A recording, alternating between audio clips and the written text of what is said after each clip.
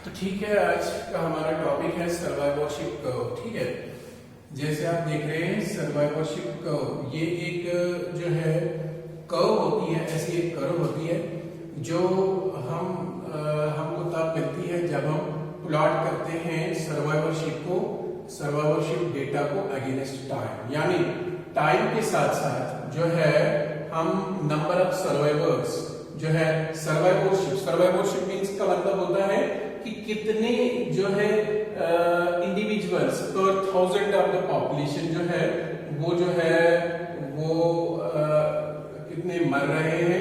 ठीक है, या सर्वाइवरशिप कर्व ऐसी एक कर्व होती है जो हमें प्रिडिक्ट करती है कि टाइम के साथ साथ डिफरेंट एज ग्रुप्स में, जैसे मैंने एज ग्रुप्स आपको बोले थे, pre reproductive, reproductive and post reproductive में कितने इंडिविजुअल जो है वो मर रहे हैं और कितने जो है वो जी रहे हैं। या टाइम के साथ साथ जो है नंबर ऑफ सर्वाइवर्स जो हमें एक ग्राफ दिखाता है उसको हम कहते हैं सर्वाइवरशिप कर्व। ठीक है, so it's a curve that's got by plotting survivorship data against time, जिसमें हम नंबर ऑफ सर्वाइवर्स को with respect to time plot करते हैं एक पॉपुलेशन में। कितने टाइम में कितने इंडिविजुअल जो है वो सर्वाइव कर रहे हैं एक पॉपुलेशन में, या ऐसा एक कर्व जो हमें number of mortality the total number of deaths दिखाता है एट डिफरेंट एज ग्रुप्स, कितने किस एज ग्रुप में कितने जो है वो इंडिविजुअल्स मर रहे हैं एक पॉपुलेशन में, या कितने जो है सर्वाइव कर रहे हैं। ऐसी कर्व जब हमें ऑब्टेन होती है उसको कहते हैं सर्वाइवरशिप कर्व। एक्चुअली सर्वाइवरशिप इसका नाम है, तो it represents the total number of survivors in a population with respect to the different types of the year. Understand? तो कितने जो है उसमें इंडिविजुअल जो है जिंदा रह रहे हैं और आगे बढ़ रहे हैं, और in fact it expresses the natality and mortality with respect to the time.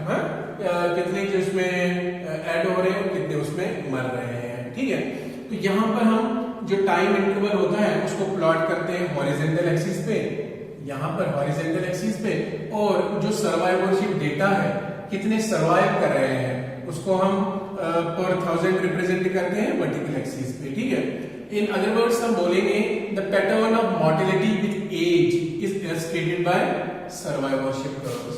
The pattern of mortality with age, mortality कितनी मॉर्टेलिटी होती है विद एज, एज के साथ साथ कितने जो है मर रहे हैं पॉपुलेशन में, उसको हम बोलते हैं सर्वाइवरशिप कर्व। वो बेस्ट प्रिडिक्ट करती है कौन? एक कर्व जिसको ग्राफिकली हम रिप्रेजेंट करते हैं in the form of survivorship curves. मैं फिर से बोलूंगा, ये एक ऐसा कर्व होता है जो हमें ऑब्टेन होता है तब जब हम सर्वाइवरशिप को प्लॉट करते हैं against time in y axis and x axis. Understand? On y axis and x axis, horizontal and vertical axis. तो दैट मींस ये एक ऐसा कर्व होता है जो हमें as per the age groups दिखाता है कितने सर्वाइव कर रहे हैं और कितने उसमें डेथ्स हो रहे हैं। Understand? With respect to different age groups, यानी pre reproductive, reproductive and post reproductive age groups. So ये जो सर्वाइवरशिप कर्व्स होते हैं, तीन किस्म के कर्व्स होते हैं। Usually there are 3 types of curves हैं। ये सर्वाइवरशिप कर्व्स 3 किस्म की होती है। टिपिकली ये 3 टाइप्स की होती है सर्वाइवरशिप कर्व। जैसे आप डायग्राम में देख रहे हो, एक होती है कन्वेक्स, दूसरी होती है कनकेव, और तीसरी कर्व जो होती है वो यूजुअली होती है डायगोनल कर्व। अंडरस्टैंड? तो पहला कर्व जो होता है उसको बोलते हैं हाईली कन्वेक्स कर्व। ठीक है, हाईली कन्वेक्स कर्व। अब आप देख सकते हो सर्वाइवर्स के हिसाब से, ये एज और परसेंटेज के हिसाब से ये वाला कर्व जो देख रहे हो, ये है कौन सा curve? Convex curve, highly convex. देखते हो ना, बहुत कन्वेक्स है। और ये कर्व होता है इंसानों के सर्वाइवरशिप कर्व। हमारा कर्व जो है वो यही है हमारी पॉपुलेशन के लिए, क्योंकि हमारे अंदर जो है मॉर्टेलिटी बहुत ही कम होती है पहले यंग एज में, और फिर फाइनली जो है मॉर्टेलिटी बढ़ जाती है when reaching the old age. That means at the end इंसान आफ्टर सारी एज जीकर वो लास्ट में जो है वो मर ही जाते हैं। ठीक है, तो एट द एंड यहाँ पर मॉर्टेलिटी ज्यादा है, but at the beginning overall यहाँ पर जो है मॉर्टेलिटी बहुत कम है। तो ये रिप्रेजेंट करती है एक जो है कन्वेक्स करो, तो इसको कहते हैं हाईली कन्वेक्स करो। ये एक ऐसा करो होता है, this type of curve is a characteristic of species in which the population mortality rate is low. It is represented by species, ये वो स्पीशीज रिप्रेजेंट करती है in which population mortality rate is low, जिसमें death rates क्या होते हैं, mortality rate, जिसको आप जानते हैं मोर्टेलिटी रेट इज लो। यहां पर ऐसे जो है ये करो उन स्पीशीज का रिप्रेजेंट होता है, वो रिप्रेजेंट करते हैं जिनमें mortality rate with respect to time जो होता है वो कम होती है। अंडरस्टैंड, नंबर ऑफ डेथ्स यहां पर कम हो जाती है, ठीक है, until near the end of their lifespan। कब तक? until near end of lifespan। अब जब उनका लाइफ स्पैन खत्म हो जाता है तो ऑफकोर्स उनमें मोर्टेलिटी बहुत ज्यादा होती है, ओल्ड एज में वो मर जाते हैं, ठीक है। तो ये किस्म का करो जो होता है वो स्पीशीज दिखाती है the species that tend to live throughout their life span. ऐसा करो जो होता है वो स्पीशीज दिखाती है that tend to live throughout life span, यानी वो अपना पूरा लाइफ स्पैन जो है वो जीना चाहती है। अंडरस्टैंड, ऐसी स्पीशीज या जीती है। अंडरस्टैंड, तो वो रिप्रेजेंट करती है ये हाईली कन्वेक्स कर्व। अंडरस्टैंड, तो यहां पर क्या होता है, यहां पर इस कर्व में लो मोर्टेलिटी होती है और लो मोर्टेलिटी होती है। आप देखो यहां पर बिगिनिंग में लो मोर्टेलिटी होती है, बहुत कम मोर्टेलिटी होती है, but at the end of life span यहां पर वेरी हाई मोर्टेलिटी होती है।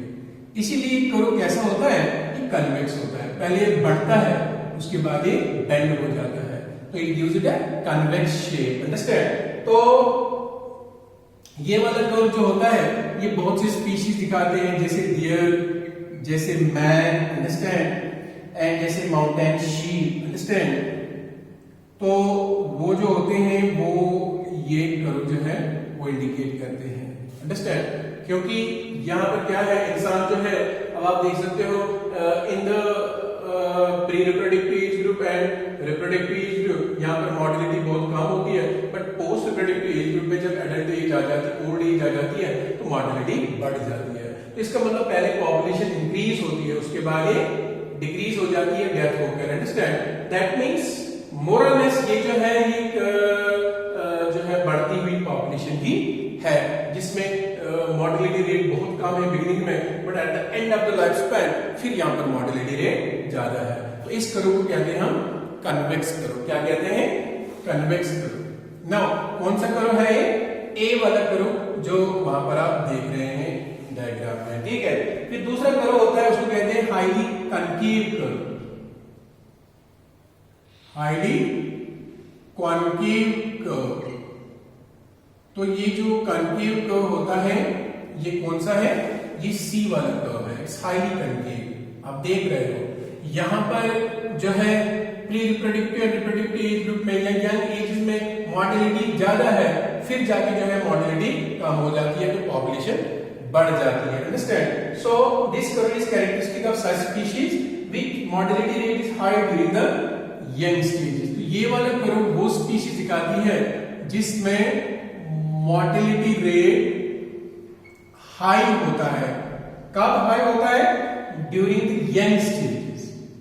जब उनका यंग स्टेज होता है तो यंग स्टेज में उनका जो है मोर्टेलिटी रेट जो है वो ज्यादा होता है, ठीक है। यंग स्टेज में यहाँ मोर्टेलिटी रेट जो है वो बहुत ज्यादा है। तो ये वाला सर्वाइवरशिप कर्व जो है ये कौन दिखाते हैं? For example oyster. ऑयस्टर्स आप जानते हैं एक किस्म के एनिमल्स होते हैं, या हम बोलेंगे शेलफिश, या दूसरी जो शेलफिश होते हैं उनमें ये वाला कर्व जो है वो नजर आता है, ठीक है। ओक ट्रीज, ठीक है, या ओक ट्री है, ये वाला जो है सर्वाइवरशिप कर्व दिखाते हैं। तो ऐसा हाईली कनकेव कर्व उस पॉपुलेशन को होता है, उस स्पीशीज को होता है जिसमें रिप्रोडक्टिव यंग एज में या हम बोल सकते हैं जो बच्चे होते हैं उस स्टेज में उनका मॉर्टेलिटी रेट बहुत ज्यादा होता है। तो बाद में जो है मॉर्टेलिटी कम हो जाती है टाइम के साथ साथ, और नंबर ऑफ सर्वाइवर्स जो है वो ज्यादा हो जाते हैं फॉर 1000 इंडिविजुअल्स। इसलिए ये वाला कर्व जो है ये होता है हाईली कन्वेक्स कनकेव कर्व, सी वाला कर्व ये होता है हाईली कनकेव कर्व, ठीक है। इसके बाद नंबर सी वाला कर्व है, उसको हम कहते हैं that is a rare curve, जो ज्यादातर स्पीशीज नहीं दिखाती है, that's called diagonal curve. Diagonal आप जानते हो, मैथ हम पढ़ चुके हो। Diagonal curve almost straight curve, इसको हम कहते हैं डायगोनल कर्व। ये देखते हो आप, ये लगभग डायगोनल जैसा है, ठीक है। तो if age specific survival is more nearly constant, अगर एज के साथ साथ एज स्पेसिफिक सर्वाइवल कांस्टेंट है, यानी हर प्री रिप्रोडक्टिव, रिप्रोडक्टिव और पोस्ट रिप्रोडक्टिव एज ग्रुप में यहां पर सेम नंबर ऑफ इंडिविजुअल्स लगभग सर्वाइव करते हैं, तो इसको हम बोलते हैं डायगोनल कर्व। अंडरस्टैंड?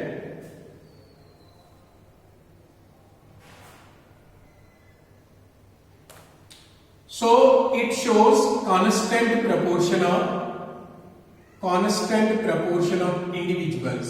तो यहां पर constant proportion जो है इंडिविजुअल्स का जो है वो मरता है वक्त के साथ साथ। constant proportion of organisms dying per unit time, dying per unit time, यानी constant इसमें एक मॉर्टेलिटी रेट है, ठीक है।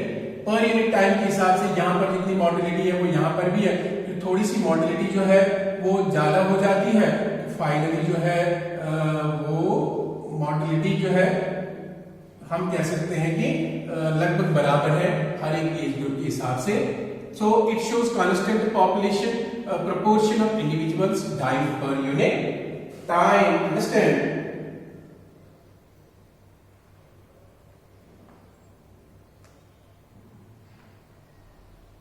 ये वाला कर्व जो होता है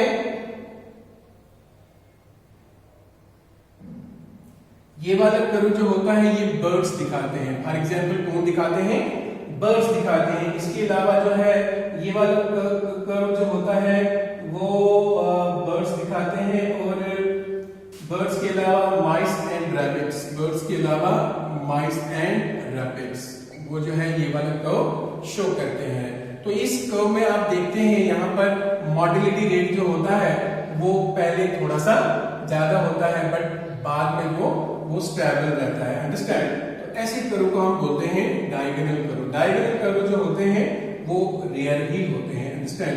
जैसे आप कर्व देखते हो D3 वाला कर्व जो है, जो इसमें जो है आपको दिखाई जा रहा है, दिखता है यहाँ पर, ठीक है। तो इसको कहते हैं डायगोनल कर्व। तो these are different types of curves जो आपको मैंने दिखाई, तो इनको कहते हैं सर्वाइवरशिप कर्व्स, जो हमें प्रेडिक्ट करती है कि वक्त के साथ साथ किस एज ग्रुप में कितनी मॉर्टेलिटी हो रही है, या हाँ सीधे हम बोल सकते हैं कितनी मॉर्टेलिटी हो रही है, ठीक है। तो इसको बोलेंगे हम जो है सर्वाइवरशिप कर्व्स। फिर हमने पढ़ना है factors affecting population density. Factors affecting population density, कौन से फैक्टर्स है जो पॉपुलेशन की डेंसिटी पे जो है असर डालते हैं? फैक्टर्स अफेक्टिंग पॉपुलेशन डेंसिटी, कौन से फैक्टर जो है वो अफेक्ट करते हैं किस पर? पॉपुलेशन डेंसिटी पर। हाँ, ठीक है। नाउ मॉर्टेलिटी और नेटेलिटी तो असर करता ही है, बट और भी कुछ फैक्टर्स है जिसको कहते हैं हम पॉपुलेशन डिस्पर्सन। क्या कहते हैं? डिस्पर्सन। वो एक इंपॉर्टेंट असर डिस्पर्सन जो है दैट मींस पॉपुलेशन का जो है इंडिविजुअल्स का movement, rather we can say dispersion means movement of individuals. वो एक इंपॉर्टेंट फैक्टर है जो अफेक्ट करता है पॉपुलेशन की डेंसिटी को। डेंसिटी मींस कितने इंडिविजुअल्स है पॉपुलेशन की एक पर्टिकुलर टाइम में एक पर्टिकुलर जगह पर है। तो वो जो है वो होता है डिस्पर्सन का मतलब होता है movement of individuals into population, movement of individuals from the population और इनटू पॉपुलेशन है। मूवमेंट ऑफ इंडिविजुअल्स फ्रॉम और टू पॉपुलेशन, पॉपुलेशन से इंडिविजुअल्स का निकलना या एक पॉपुलेशन में इंडिविजुअल्स का आना, इसको हम कहते हैं डिस्पर्सन। ये डिस्पर्सन जो होता है ये एक इंपॉर्टेंट फैक्टर है जो पॉपुलेशन की डेंसिटी को जो है वो असर करता है। ठीक है, एक पॉपुलेशन है जो लिविंग ऑर्गेनिजम्स की पर्टिकुलर जगह में, इससे कितने इंडिविजुअल जो है लीव कर रहे हैं, ये तो ऑब्वियसली असर डालेगा इसकी डेंसिटी पे, और इसमें कितने जो है इंडिविजुअल जो है एंटर कर रहे हैं, आपको इसकी डेंसिटी बढ़ जाएगी। अगर लीव कर रहे हैं तो डेंसिटी कम हो जाएगी। तो ये इंपॉर्टेंट फैक्टर्स होते हैं। तो डिस्पर्सन जो होता है ये दो टाइप का होता है, एक को बोलते हैं हम इमिग्रेशन। इमिग्रेशन का मतलब क्या होता है, जब पॉपुलेशन से when the movement of individuals out of population, the movement of individuals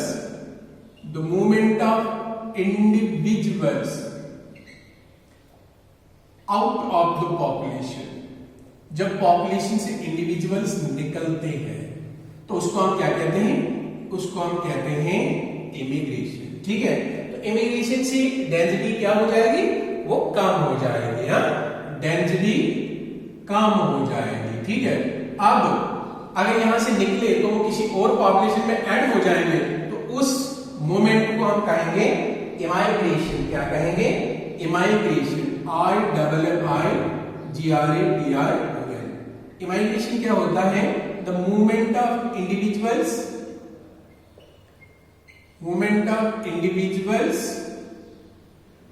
into the population, population में इंडिविजुअल्स का ऐड होना। तो यहां पर डेंसिटी क्या हो जाएगी, डेंसिटी हाई हो जाएगी। अंडरस्टैंड, क्योंकि इसमें ऐड हो रहे हैं इंडिविजुअल्स है, तो इसको कहेंगे हम इमाइग्रेशन है। तो यहां पर क्या होता है, तो बहुत से रीजंस हैं जो पॉपुलेशन की डिस्पर्सल को जो है वो उस पर असर डालते हैं। अंडरस्टैंड, क्योंकि एक पॉपुलेशन के इंडिविजुअल जो होते हैं वो एक ही जगह पर हमेशा नहीं रहते हैं, वो तभी रहेंगे जब तक उनको रिसोर्सेज जो है वो अवेलेबल है, नहीं तो वो वहां से निकल जाते हैं। ठीक है, तो इनको कहते हैं हम व्हाट वी कॉल्ड एज, इसको कहेंगे हम जो है डिस्पर्सल। एंड डिस्पर्सल जो होता है, इमाइग्रेशन एंड इमिग्रेशन, ये इंपॉर्टेंट असर डालता है पॉपुलेशन डेंसिटी पर। ये डिपेंड करता है कितने इंडिविजुअल्स एक पॉपुलेशन की पर्टिकुलर एरिया में जो है वो रह रहे हैं। अंडरस्टैंड, तो जो इंडिविजुअल्स होते हैं वो डिस्पर्स क्यों करते हैं, इमिग्रेशन क्यों करते हैं, उसका रीजन ये है कि उनके ऊपर एनवायरमेंटल स्ट्रेस होता है। Due to environmental stress they either immigrate और इमाइग्रेट। अंडरस्टैंड, तो दूसरा होता है जैसे क्लाइमेट, टेम्परेचर, आल्टीट्यूड्स की वजह से, due two factors like climate, altitude and as well as what we called as जिसको हम कहते हैं altitude and temperature। इंस्टेंट जब भी टेम्परेचर मॉडरेट यानी फेवरेबल नहीं होता है, क्लाइमेट फेवरेबल नहीं बनता है, तो वहां से वो पॉपुलेशन निकलकर दूसरे पॉपुलेशन के पास चली जाती है। ठीक है, तो उसको हम इसीलिए ये इफेक्ट करता है क्या, उनका डिस्पर्सन। नंबर थर्ड होता है, उसको हम बोलते हैं squaring food and other environmental comforts, या फूड स्क्वेयर करने के लिए, squaring food and other comforts. ठीक है, आराम हासिल करने के लिए, बाकी खाना पीना रहना उनको जब अच्छे से मिले किसी जगह पर, तो इसलिए वो वहां पर चले जाते हैं, या वहां से जो है एक जगह से दूसरी जगह चले जाते हैं। तो ये कुछ फैक्टर्स है जो डिस्पर्सल पे जो है वो असर करते हैं। Then number 4, breeding behaviour. Due to breeding behaviour, उनका ब्रीडिंग का बिहेवियर जो होता है वो उन्हें इमिग्रेशन या इमाइग्रेशन पे जो है वो मजबूर करता है। ठीक है, keeping away the predators. Number 5, वो डिस्पर्स क्यों करते हैं, keeping away the predators, predators को अपने आप से दूर रखने के लिए। प्रेडेटर क्या होता है, जो शिकारी होता है, उससे अपने आप को दूर रखने के लिए। So these are the some factors, these are the some reasons why there is dispersal in a population and which affect the population density, जो population density को affect करता है। Understand?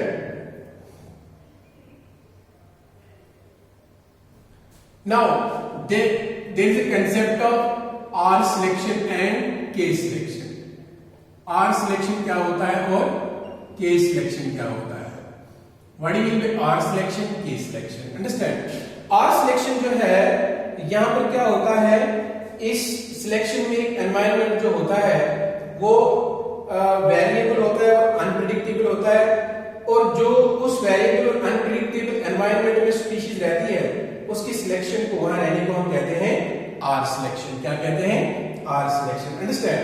In R selection the variable and unpredictable species living in harsh और unpredictable environment, जो species रहती है living in unpredictable and harsh और harsh environmental conditions, जो हार्श एनवायरमेंटल कंडीशंस में भी रह सकती है, ऐसी स्पीशीज जो होती है एग्जिबिट आर सिलेक्शन. वो दिखाती है कौन सी सिलेक्शन? R selection. तो आर सिलेक्शन जो है वो कौन सी स्पीशीज शो करती है? It is shown by species which lives in a harsh environmental conditions. Understand? Harsh environment में रहने के लिए जो है जो रहती है वो वाली स्पीशीज जो होती है वो दिखाती है आर सिलेक्शन. तो के सिलेक्शन कौन होती है? कौन सी species? Species living in predictably living in stable or predictable environment, living in stable and predictable environment, वो दिखाते हैं कौन सा एग्जिबिट, उसको हम कहते हैं K selection. Understand? Now R selection और के सिलेक्शन में मेजर फर्क यही है. जब एक स्पीशीज एक अनप्रेडिक्टेबल या हार्श एनवायरनमेंट में रहते हैं तो इसको हम बोलते हैं आर सिलेक्शन. यहाँ पर इनके बॉडी फीचर्स कुछ ऐसे इस प्रकार के होते हैं वो उनको सूट करते हैं उस टाइप के एनवायरनमेंट में रहने के लिए, अदरवाइज वहां और कोई जो है ऑर्गेनिज्म नहीं रह सकता. यहाँ पर सिलेक्टेड नंबर ऑफ ऑर्गेनिजम्स रहते हैं. यहाँ सिलेक्टेड नंबर ऑफ ऑर्गेनिजम्स यहाँ पर पाए जाते हैं. अंडरस्टैंड? और यहाँ पर जो है selected type of organisms rather we can say, जैसे पोलर बियर. पोलर बियर कहाँ पर रहता है? वो एक एक्सट्रीम अनप्रेडिक्टेबल हार्श एनवायरनमेंट में रहता है जहां पर बहुत ही ठंडी जो है ठंड होती है और जहां पर कोई और जो है वो मुश्किल से रह पाता है. तो वो एग्जिबिट करता है कौन सी सिलेक्शन? जिसको कहते हैं आर सिलेक्शन. और के सिलेक्शन जो है, फॉर एग्जांपल हम ह्यूमन बींग्स हम एग्जिबिट करते हैं के सिलेक्शन. हम जो है नहीं प्रेफर करते हैं रहना एक जो है बिल्कुल एक जो है कोल्ड क्लाइमेट जहां पर होगा, जहां पर साल के साल भर जो है वो खतरनाक चिल एनवायरनमेंट होगा. अंडरस्टैंड? या हम बहुत ज्यादा हॉट ड्राई क्लाइमेट्स में रहना जो है वो पसंद नहीं करेंगे. अंडरस्टैंड? जहां पर ड्राइनेस थ्रू आउट द जो है ईयर हो. तो यहाँ पर ऐसे एनवायरनमेंट्स में जो है वो जो प्रेडिक्टेबल एनवायरनमेंट में रहना करते हैं पसंद, ऐसी स्पीशीज कौन सा सिलेक्शन दिखाती है? के सिलेक्शन. और जो एक अनप्रेडिक्टेबल एनवायरनमेंट में रहती है ऐसी स्पीशीज जो होती है वो आर सिलेक्शन दिखाती है. उनके कैरेक्टरिस्टिक्स अलग होते हैं, अंडरस्टैंड? और आर सिलेक्शन वाले जो होते हैं उनमें कुछ स्पेशल फीचर्स होते हैं जो उनको उस एनवायरनमेंट में रहने के लिए जो है मदद करती है. और के सिलेक्शन वाले जो होते हैं उनमें ऐसे फीचर्स नहीं होते हैं कि वो जो है आर सिलेक्शन में जो है अपने आप को एडजस्ट कर सके. अंडरस्टैंड? देन इसके अलावा हमने पढ़ना है पॉपुलेशन ग्रोथ. अंडरस्टैंड? तो पॉपुलेशन ग्रोथ कैसे होती है तो वो हम जो है उसके बारे में हम कल पढ़ेंगे. पॉपुलेशन ग्रोथ जो है वो दो प्रकार का होता है. यानी एक पॉपुलेशन जो है उसमें दो प्रकार की ग्रोथ होती है. अंडरस्टैंड? एक ग्रोथ को हम कहते हैं जिसको कहते हैं हम एक्सपोनेंशियल ग्रोथ. क्या कहते हैं? कल मैं इसके बारे में आपको बताऊंगा. एक्सपोनेंशियल ग्रोथ इसको हम बोलते हैं यानी that's what we call as growth without regulation. इसको हम कहते हैं एक्सपोनेंशियल ग्रोथ, या हम कहेंगे ज्योमेट्रिक ग्रोथ। और दूसरी होती है जिसको हम बोलते हैं logistic growth, simple population regulation, ठीक है। दूसरा होता है simple population regulation, that's called logistic growth. क्या कहते हैं उसको? लॉजिस्टिक ग्रोथ कहते हैं, ठीक है।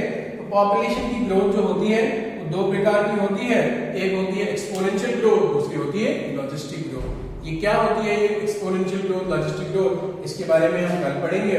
और इसका ग्राफ जो होता है वो कैसा होता है, और इसका ग्राफ जो होता है कैसा होता है, इसके बारे में, इसके लिए भी एक फॉर्मूला है, इसके लिए भी एक फॉर्मूला है, उसके बारे में हम जो है कल पढ़ेंगे। इसके अलावा हम इसमें पढ़ेंगे कल factors regulating population growth and Malthus-theory of population growth, ठीक है। तो इसके बाद जो है हम इसको नेक्स्ट टॉपिक में, नेक्स्ट लेक्चर में ये चैप्टर को खत्म करेंगे, ठीक है। तो आज आपने यही पढ़ा आर सिलेक्शन, के सिलेक्शन किसको कहते हैं। आज आपने पढ़ा कौन से फैक्टर्स एक पॉपुलेशन डेंसिटी पे असर करते हैं। इसके अलावा आपने सर्वाइवरशिप कर्व्स के बारे में पढ़ा। सर्वाइवरशिप कर्व ऐसा एक ग्राफ होता है, एक कर्व होती है जो हमें एज के साथ साथ मॉर्टेलिटी दिखाती है एक स्पीशीज में, ठीक है। तीन टाइप्स के कर्व होते हैं, कन्वेक्स, कनकेव और दूसरा होता है एक diagonal curve. Understand? Diagonal curve में लगभग हर एक एज ग्रुप में मॉर्टेलिटी सेम होती है, बट ये रियल एक कर्व है, हर एक एज ग्रुप में मॉर्टेलिटी सेम नहीं हो सकती है। डायगोनल कन्वेक्स कर्व में जो है at the end of life span यहाँ पर मॉर्टेलिटी ज्यादा होती है, बिगिनिंग में बहुत कम होती है। और जो कनकेव होती है उसमें बिगिनिंग में मॉर्टेलिटी ज्यादा होती है, लेकिन एंड में मॉर्टेलिटी थोड़ा सा जो है बाद में मॉर्टेलिटी कम हो जाती है। फाइनली एंड में जो है वो मॉर्टेलिटी बहुत कम होकर फिर जो है एक स्टेबल पॉपुलेशन हो जाती है, ठीक है। इस तरह आपने पढ़ा फैक्टर्स अफेक्टिंग पॉपुलेशन डेंसिटी। उस पर मैंने बोला इसमें डिस्पर्सल जो है वो एक फैक्टर, मेन इफेक्ट है जो पॉपुलेशन की डेंसिटी पे असर करता है। डिस्पर्सल का मतलब होता है एक पॉपुलेशन में जो है कितने इंडिविजुअल्स निकलते हैं या कितने उसमें एंटर होते हैं।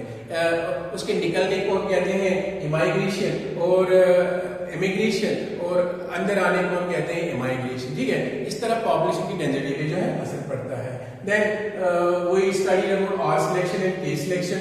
आर सिलेक्शन जो होता है वहां पर एक हार्श एनवायरनमेंट होता है, अनप्रेडिक्टेबल एनवायरनमेंट होता है, स्पीशीज जो है उसी एनवायरनमेंट में जो है वो जो है रहती है। तो वह जब एक स्पीशीज एक अनप्रेडिक्टेबल एक हार्श एनवायरनमेंट में अपने आप को एडजस्ट करके रहती है, this selection is called r selection.